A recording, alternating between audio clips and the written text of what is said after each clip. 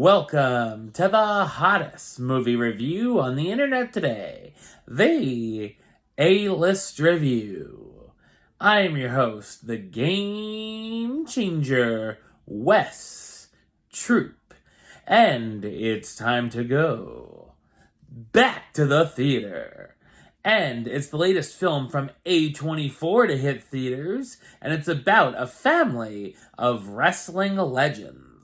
My review of the 2023 sports drama, The Iron Claw, coming up now.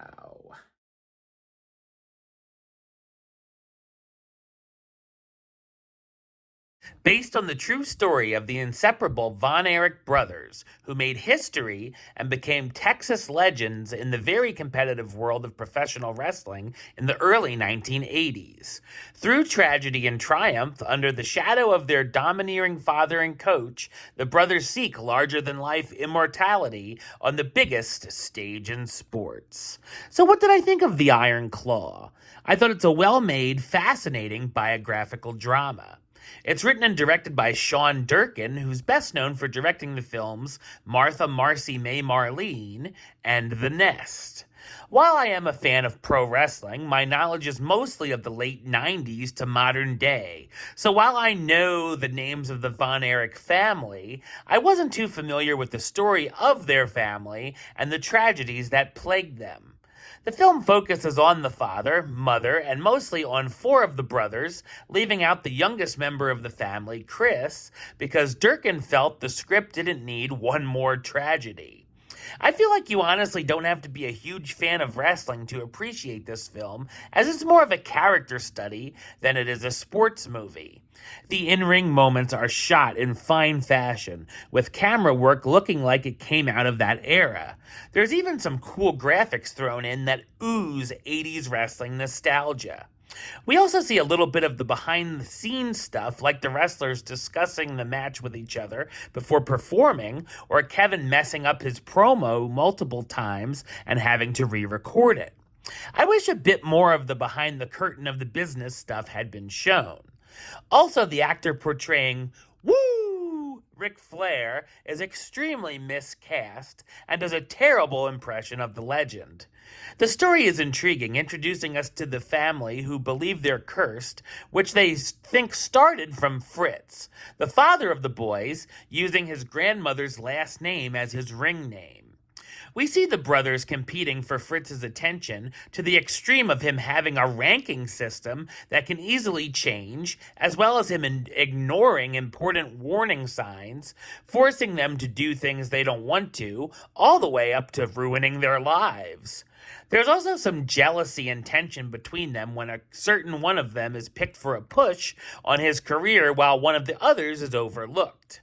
Kevin becomes the main focus of the story, but each of the brothers get their chance to shine, even if I wish each of the others had a little more screen time, especially Carrie, or meat on the bone to their characters in general. I really enjoyed the relationship between the brothers and the bond they share, and you can tell they were close and really enjoyed the time they spent together. We see that each of the brothers is dealing with different problems of their own, and that Kevin carries a lot of the burdens of the family. We get to learn more about Kevin through his relationship with his wife Pam, from their first date and beyond. The film can get very emotional, and we see why the family members believe they're cursed, and horrible things keep happening, and we definitely feel for the characters. The soundtrack is awesome as well, featuring songs such as Tom Sawyer by Rush and Blue Oyster Cult's Don't Fear the Reaper that kick off some of the usual montages. Great performances from Zac Efron as Kevin Von Erich, the pro wrestler working for his father's WCCW promotion, fighting the likes of Harley Race and Ric Flair. Jeremy Allen White as Kerry Von Erich, the brother whose Olympic dreams are squashed by the 1980s boycott, so he returns to wrestling.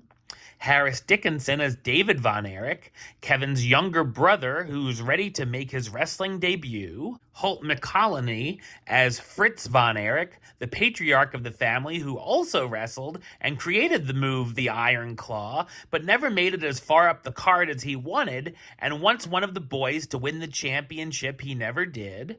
Lily James as Pam Atkinson, Kevin's supportive wife.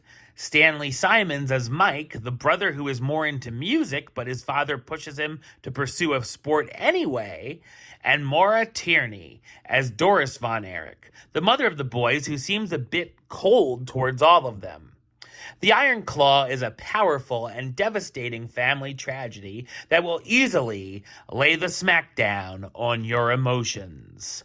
Number-wise, I'm going to give it an 8 out of 10, which gives it the A-list rating of do it. And a high do it at that. All right, well, that's the show. I'll be back with another review very soon. But until then, don't forget to like, comment, and subscribe right here on YouTube.